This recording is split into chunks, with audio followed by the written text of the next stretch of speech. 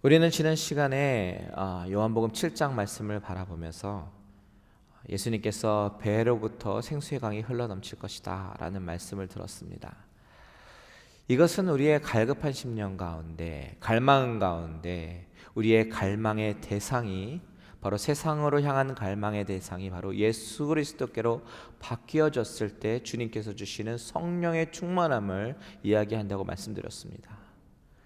그리고 오늘 본문인 8장의 이야기를 바라볼 때 그 사이에는 어떤 이야기가 있냐면 예수님을 잡아 죽이려고 작정한 사람들의 그런 이야기들이 나옵니다. 바로 대제사장과 바리새인들의 이야기입니다. 이 사람들은 어떻게 하면 이 예수님을 잡아 죽이려고 할까? 그것만 노력하고 그것만 고민하는 그런 사람들이었습니다. 그래서 자신의 수하의 사람들, 여기 본문에 보니까 아랫사람이라고 표현한 사람들을 보내어서 예수를 잡게 명령합니다. 그런데 이 사람들이 대제사장들과 바리새인들의 명령을 받아서 예수님을 잡으러 간 사람들이 빈손으로 돌아온 거죠.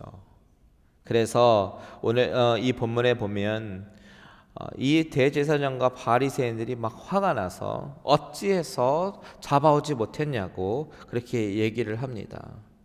우리 7장 47절에서 49절 같이 한번 읽어보겠습니다. 시작. 바리새인들이 대답하되 너희도 미혹되었느냐? 당국자들이나 바리새인 중에 그를 믿는 자가 있느냐? 율법을 알지 못하는 이 무리는 저주를 받은 자로다. 아멘. 이 사람들이 화가 나서 정말 왜 빈손으로 왔느냐라는 거예요. 이 잡으러 간 이 아랫사람이라고 표현되는 이 수하에 있는 사람들은 이 명을 잡고 그래서 예수님을 잡아오라는 명령을 받았고 그 명령을 수행하기 위해서 예수님 곁으로 가서 예수님 동태를 쭉 살펴보고 잡을 기회를 찾았을 것입니다. 그러다가 예수님께서 사람들 앞에서 서서 담대하게 말씀을 선포하시는 말씀을 듣고 생각이 바뀌었습니다. 왜냐하면 그의 가르침은 여지껏 그들이 평생토록 보고 들어왔던 가르침과는 전혀 다른 가르침이었기 때문에 그렇습니다. 차원이 다른 가르침이었습니다. 비록 명령을 받아서 왔지만 이 예수라는 사람은 잡힐 만한 그런 사람이 아니다라고 판단이 되어졌던 거예요. 이런 죄인이나 아니면 그런 평범한 사람이 아니구나라는 그런 판단에 빈손으로 돌아왔던 것이에요. 그러니까 이 사람을 보냈던 대제사장과 바리새인들은 화가 나서 너희도 미혹되었느냐라고 얘기를 하고 있는 것입니다. 그러면서 하는 얘기가 당국자들이나 바리새인 중에 그를 믿는 자가 있느냐? 율법을 알지 못하는 이 무리는 저주를 받은 자로다. 이 얘기는요. 우리처럼 율법을 잘 아는 사람들 중에서도 그 예수를 믿는 자가 없는데 하물며 너희처럼 율법을 잘 알지도 못하는 사람들이 뭘 알고 판단해서 그 사람이 가르침이 다르네 뭐네 그렇게 판단하느냐라는 것이죠. 몰아붙입니다. 그러면서 이 무리는 오히려 이 하수인들에게 저주를 받은 자로다라고 심하게 얘기를 합니다. 여러분 여기서 이 바리새인들이 빈손으로 돌아온 자들에게 나무라면서 야단치는 근거가 무엇입니까? 내가 공부를 했어도 더 많이 공부했고 내가 사회적 지위도 더 높은데 너가 뭐길래 내 말을 듣지 않느냐라는 것입니다. 이들이 말하고 있는 이런 태도와 심리는 자기가 심히 잘났다라고 하는 자기의입니다. self-righteousness입니다.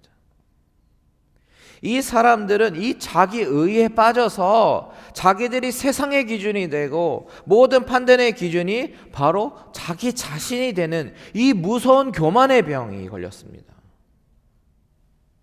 이 자기의에 빠진 사람들은 자기 자신을 제대로 바라보지 못합니다. 그래서 남을 쉽게 판단하고 정죄하는 것이에요. 다른 사람들을 바라보면서 정죄하고 판단하는 것은 자기 자신이 죄인임을 올바로 바라보지 못하기 때문에 일어나는 것입니다. 아주 심각한 영적인 병입니다. 그래서 주님은 마태복음에서 내 눈에 들보를 보지 못하고 형제의 티를 본다라고 주님께서 말씀하셨어요. 바로 이렇게 자기 의에 사로잡힌 사람들을 향해서 말씀하셨습니다. 이것은 암보다도 더 무서운 영적인 질병입니다. 바로 그때 3장에 등장했던 니고데모 기억나시죠? 니고데모가 등장합니다.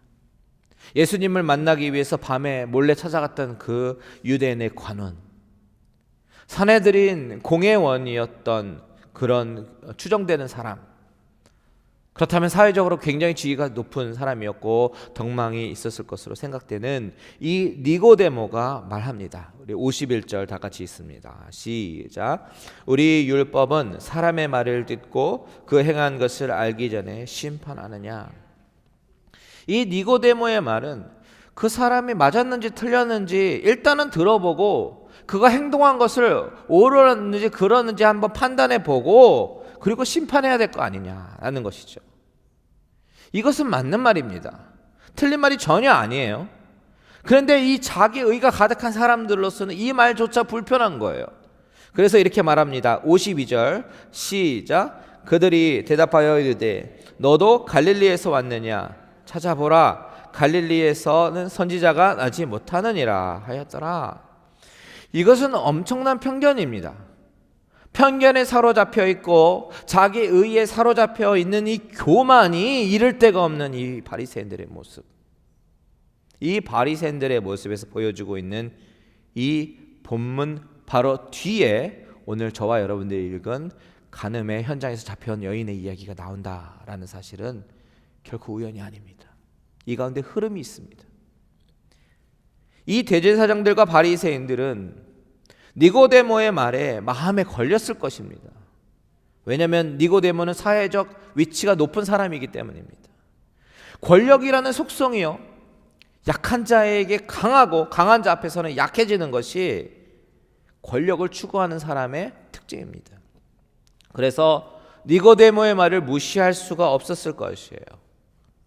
그래서 그들은 그렇게 니고데모가 그들의 양심을 두드리는 소리를 한 이 소리에 정말 너무 마음이 불편했던 것이죠. 그리고 이 이후에 나오는 이 가늠한 현장에서 붙잡힌 이 여인의 이 스토리를 통해서 예수님께서 죄 없는 자가 먼저 돌로 치라라고 얘기했을 때 그 예수님의 그 말씀은 또 다시 한번 이들의 양심을 두드립니다. 이렇게 자기 의에 사로잡혀서 남을 판단하기를 좋아하고 남을 정죄하기를 좋아하는 자들에게 하나님은 계속해서 니고데모를 통해서 예수님을 통해서 마음의 양심에 노크를 하고 계시는 것입니다.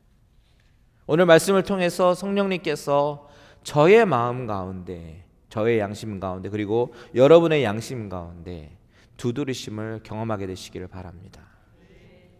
이렇게 자기 의에 사로잡혀서 남을 판단하고 남을 정죄하기를 좋아하는 자들에게는 하나님께서 계속해서 이렇게 마음 가운데 노크를 하십니다.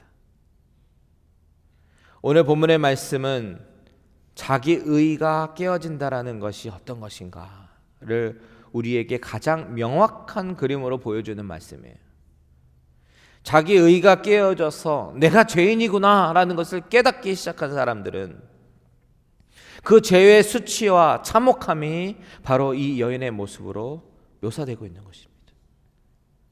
여러분, 우리가 자기 의로 포장되고 숨겨왔던 우리 인사이드 깊은 곳에 있는 죄가 얼마나 수치스럽고 얼마나 더럽고 추악한지 아십니까?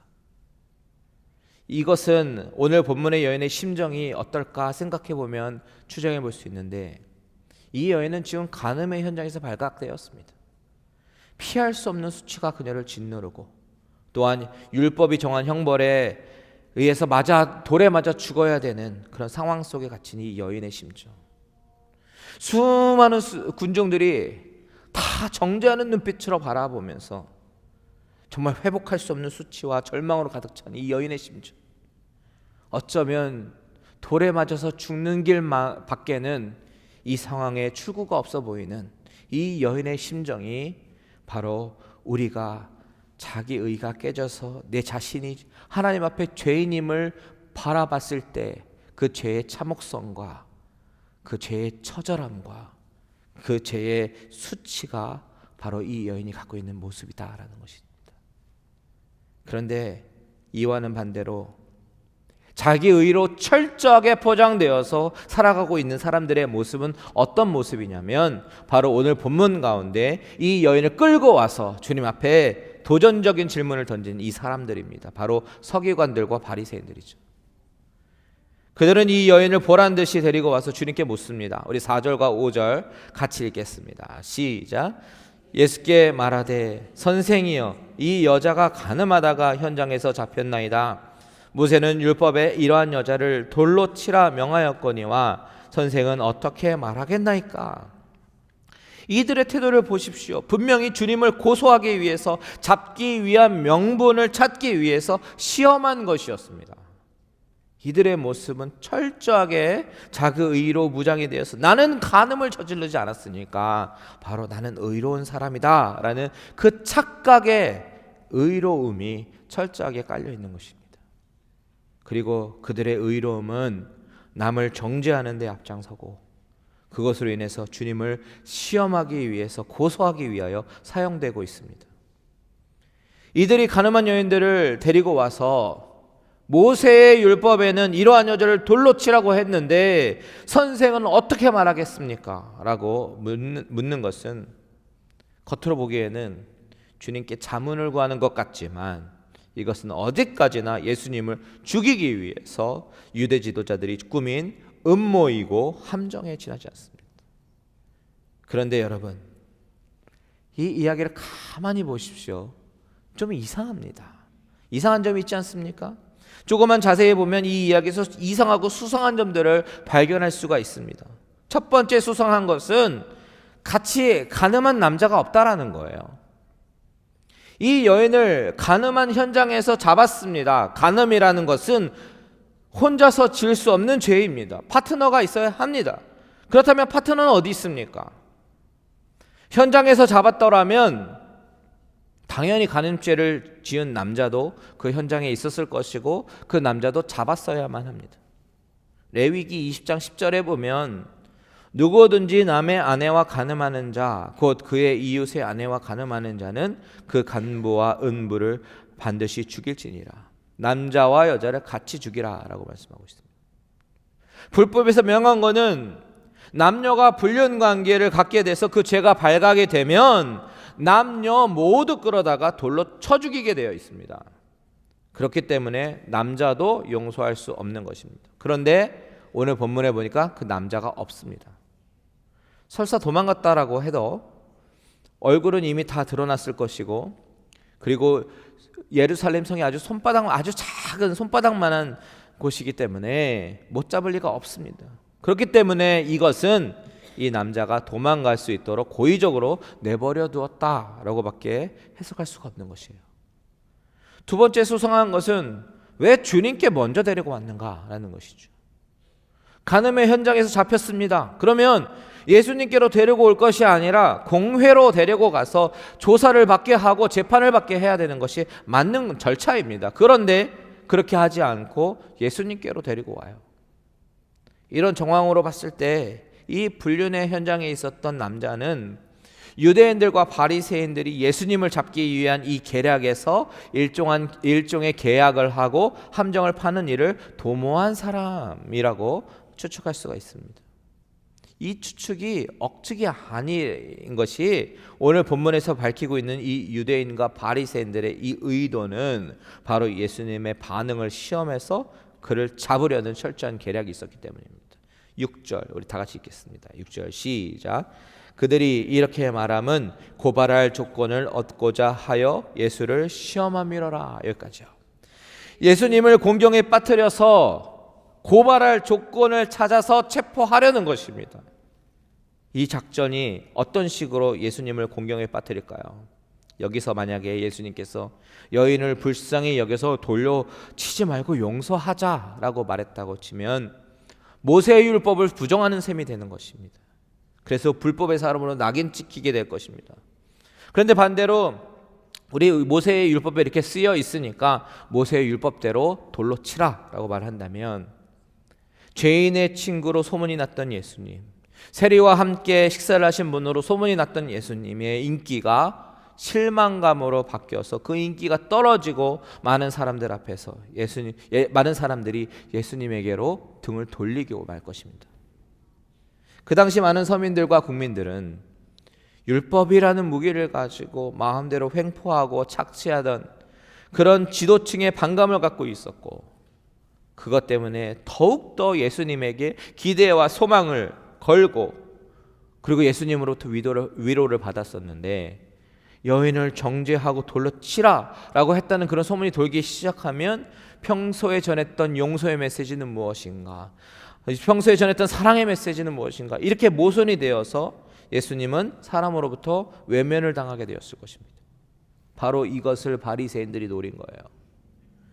여러분, 이 바리새인들이 어떤 사람입니까? 바리새인, 이 사람들은 누구보다도 경건하게 산다고 노력했던 사람들입니다. 거룩의 대명사입니다. 서기관은 또 어떻고요? 그 당시에 성경을 가장 많이 연구하고 많이 잘 알고 잘 가르친다고 소문난 랍비의 대명사입니다. 그 서기관들 성경 구절을 경문이라고 한 곳에다가 성경 말씀, 쉐마의 말씀, 들으라 이스라엘, 이것을 머리에 이렇게 띠로 메고 손목에 기호로 삼고, 그리고 가운에 술을 길게 매달아서 보이는 모든 사람들에게 자기는 거룩하고 경건하면서 특별히 구별된 사람이라는 것을 과시하기 좋아했던 사람들입니다. 이 사람들이 원했던 것은 그 여인이 어떤 여인이었나를 확인하려고 했던 것이 아니라 예수님으로부터 하여금 율법을 어기게 만들고 고발할 조건을 찾기 위해서 파놓은 함정이었다라는 것입니다. 그래서 처음부터 작정하고 남자와 작정을 해서 남자는 도망치게 두고 이 여인을 잡게 된 그것이 높은 확률이라는 것이죠. 이 모든 것이 짜여진 각본이라는 것이죠. 지금 이들은 율법이라는 이름으로 이 여인을 정죄하고 있고 예수님을 정죄하기 위해서 상황을 만들어가고 있는 것입니다. 그러면서 말하고 있습니다. 선생님이요, 이 여자가 가늠하다가 현장에서 잡혔습니다. 모세는 율법에 이런 여자를 돌로 치라고 명했는데 선생님은 어떻게 하시겠습니까? 여러분, 이들의 태도에서 뭐가 보입니까? 여인을 데리고 올 때 이 죄를 지어서 고개를 차마 들 수 없는 부들부들 떨고 있는 여인에 대한 연민이나 불쌍함을 전혀 찾아볼 수 없는 태도입니다. 모두 다 판단자의 눈빛으로 바라보고 정죄의 눈빛으로 바라보고 있습니다. 아주 조금의 은혜의 부스러기도 찾아볼 수 없는 그런 사람들의 태도입니다. 그들은 동정의 눈빛보다는 오히려 감정이 하나도 없는 심판자요 또한 집행자인 것처럼 보입니다. 그들은 이 여인을 더 이상 하나님의 형상으로 지음받은 사람이라고 보는 것 같지는 않습니다. 한마디로 이 사람들은 자기 의로 충만해서 그들의 자기 의로 이 여인을 판단하고 정죄하고 있는 것입니다. 그들은 자기 의가 깨어져 본 적이 한 번도 없는 사람들일 것입니다. 그들은 회개가 무엇인지 경험하지 못했습니다. 아니, 회개할 것이 없는 사람들일 것입니다. 너무나 옳기 때문에요. 여러분, 이렇듯 오늘 본문에서는 두 종류의 사람이 나옵니다. 자기 의가 철저하게 깨져서 죄인의 모습으로 서 있는 여인과 자기 의로 충만하게 무장대해서 다른 사람들을 정죄하고 판단하는 이 두 종류의 사람들이 나옵니다. 이 두 종류의 사람들은 우리가 살고 있는 이 사회에, 그리고 또한 은혜 공동체라고 불리우는 교회 안에도 분명히 존재합니다. 사람은 너나 할 것 없이 다 연약한 존재이기 때문입니다. 여러분은 이 둘 중에 어느 쪽에 속하여 계십니까? 철저하게 죄인임을 인정하고 용서를 구하는 사람입니까? 아니면 나의 의로움이 기준이 되어서 또한 율법으로 다른 사람을 판단하고 정죄하는 사람입니까? 문제는 자기의 의에 사로잡혀 있는 사람은 자기가 자기 의에 사로잡혀 있다라고 전혀 생각하지 못한다라는 것이에요. 그래서 우리는 너나 할 것 없이 오늘 본문을 통해서 주님께서 하시는 말씀을 주목해 보아야 합니다. 이런 두 종류의 사람들을 향해서 주님께서 뭐라고 말씀하십니까? 7절과 8절 다 같이 읽겠습니다. 시작. 그들이 묻기를 맞이 아니하는지라. 이에 일어나 이르시되 너희 중에 죄 없는 자가 먼저 돌로 치라 하시고 다시 몸을 굽혀 손가락으로 땅에 쓰시니, 주님은 너희 중에 죄 없는 자가 먼저 돌로 치라 라고 말씀하십니다. 그랬더니 다 돌을 내려놓고 자리를 떠났습니다. 이것은 이 예수님의 말씀에 의해서 울려진 양심의 소리를 외면할 수가 없어서 떠난 것이에요. 만일 이런 말을 한 것이 예수님이 아니라 그냥 일반 사람들이 이 바리새인들에게 죄를 지적한다든지, 아니면 너네들도 똑같은 죄인인데 누가 누구를 돌로 치라고 하는 것이나 라고 반응을 했다면, 너가 내가 죄를 짓는 거 봤니? 하면서 발끈해서 오히려 손에 있는 돌을 그 지적하는 사람에게 던졌을지도 모릅니다. 그런데 예수님의 말씀에는 무언가 다른 힘이 있었는데, 그것은 바로 양심을 흔드는 소리입니다. 죄 없는 자가 먼저 돌로 치라. 이것은 하나님의 말씀에 권위가 있어서 그 권위의 말씀이 우리의 양심을 흔들었기 때문에 반응하는 반응입니다. 이 말씀을 듣는 모든 사람들은 그 순간에서 얼어버렸고 한두 명씩 손에 있던 돌을 땅에 놓고 떠나가게 되었던 것이죠. 여기서 생각해 보고 싶은 것은, 우리의 양심이라는 것은 바로 하나님의 말씀 앞에서 작동된다라는 사실입니다. 하나님은 인간을 창조하시면서 양심이라는 것을 우리에게 주셨는데, 그것은 예나 지금이나 인간이 아무리 악해도 악마처럼 변해도 하나님 말씀 앞에서는 그 양심이 아직도 기능을 하고 있다라는 사실입니다. 이것은 우리가 사는 오늘도 마찬가지입니다. 아무리 교회가 세상 속에서 힘을 잃었어도, 교회의 지도자들이 아무리 썩었어도 그것은 어디까지나 인간의 부패로 인한 것이고, 하나님의 말씀의 권위는 살아 있습니다. 그렇기 때문에 우리는 하나님의 말씀을 바로 들어야 하고, 또한 세상 사람들로 하여금 바로 또 들리게 해야 하는 것입니다. 이 세상을 향해서 하나님의 말씀이 들리도록 해야 되는 나팔이 바로 우리가 되어야 된다라는 것입니다. 여러분, 교회는 어떤 곳입니까? 저는 교회란 하나님의 음성 앞에 자기의 양심의 소리를 듣는 곳이 바로 교회라고 믿습니다. 하나님의 말씀이 권위가 바로 서서 하나님의 말씀을 들을 때마다 양심의 소리가 들리고 회개가 일어나고, 그 하나님의 말씀을 듣고 세상에 선포하는 교회가 되기를 바랍니다. 만일 하나님의 말씀을 들을 때에 양심의 부끄러움을 느낀다면 그 사람은 바로 소망이 있는 사람입니다. 왜냐하면 살아계신 하나님의 음성을 듣고 계시는 것이기 때문에 그렇습니다.